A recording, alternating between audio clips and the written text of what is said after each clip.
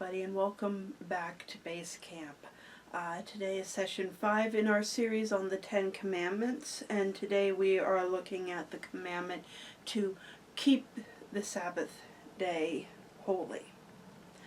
This is found in Exodus chapter 20, verses 8 through 11. Remember to observe the Sabbath day by keeping it holy. You have 6 days each week for your ordinary work. But on the 7th day is a Sabbath day of rest dedicated to the Lord your God. On that day, no one in your household may do any work. This includes you, your sons and daughters, your male and female servants, your livestock, and any foreigners living among you. For in 6 days the Lord made the heavens and the earth, the sea and everything in them. But on the 7th day he rested. That is why the Lord blessed the Sabbath day and set it apart as holy. So we are to keep the Sabbath day set apart. Now there's some debate on which day is actually the Sabbath day. Jewish traditions would say it's Saturday. Most of us take it on Sunday, but the day itself is not as important as the fact that we need to have a day of rest. This command was given primarily so people don't work themselves to death. It is unusual in the Near Eastern culture that was in the area that it was given. So it definitely set the people of Israel apart. And it points to creation. God created everything in 6 days as an example to us. We are to do all our work in 6 days and to keep at least 1 day a week set apart for God. And it is not just for this group of people or that group of people, but it's for everyone. Men and women, young and old, even the animals are given a day of rest. Like a lot of things, by the time Jesus came into the world, it had become a legalistic burden. There were lots of Jewish laws that were very nitpicky on what you could or couldn't do on the Sabbath, and it was very, very legalistic. They couldn't even light a fire to cook a meal. It was that strict. But that's not the way it was intended to be. Now, if we look at what Jesus had to say on the Sabbath in Matthew chapter 12, verses 1 through 13. At about that time, Jesus was walking through some grain fields on the Sabbath. His disciples were hungry, so they began breaking off some heads of grain and eating them. But some Pharisees saw them doing it and protested, "Look, your disciples are breaking the law by harvesting grain on the Sabbath." Jesus said to them, "Haven't you read in the scriptures what David did when he and his companions were hungry?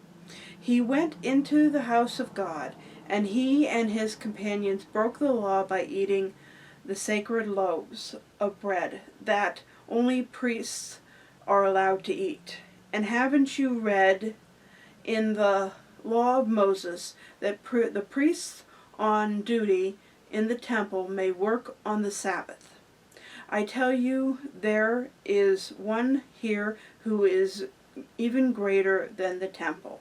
But you would not have condemned my innocent disciples if you knew the meaning of this scripture. I want you to show mercy, not offer sacrifices. For the Son of Man is Lord even over the Sabbath." Then Jesus went over to their synagogue, where he noticed a man with a deformed hand. The Pharisees asked Jesus, "Does the law permit a person to work by healing on the Sabbath.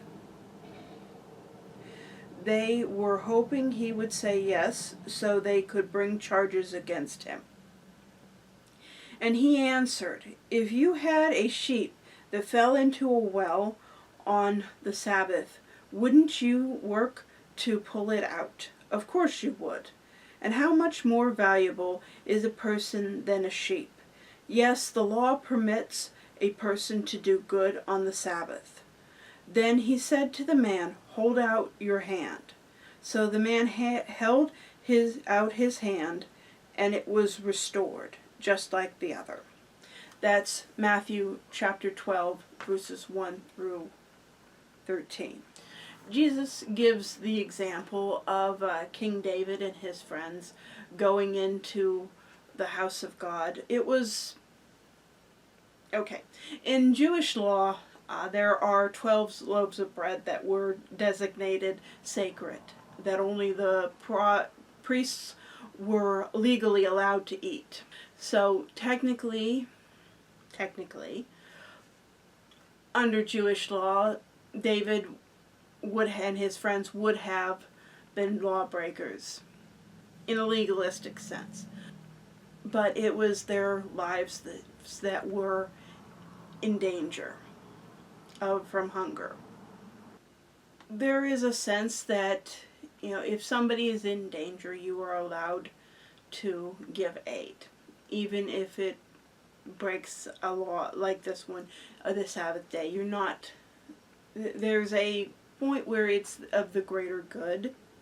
For example, you can cook a meal on the Sabbath day. God ain't going to hold that against you. But you should not do massive amounts of work and treat it just like any other day. There comes a point where we have become too legalistic about things, and we need to be careful not to be so legalistic that the Sabbath becomes just a day, another list of do's and don'ts. It should be about love and mercy, and not just what we can and can't do. So we need to use some basic common sense and human decency.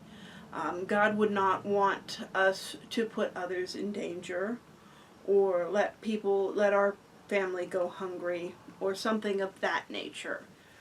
If we're traveling, God doesn't care how many steps we take. It's a matter of the heart and our intentions. So that is keeping the Sabbath. Next time we will be looking at Exodus chapter 20, verse 12, talking about honoring your father and mother. So we'll see you then, and God bless.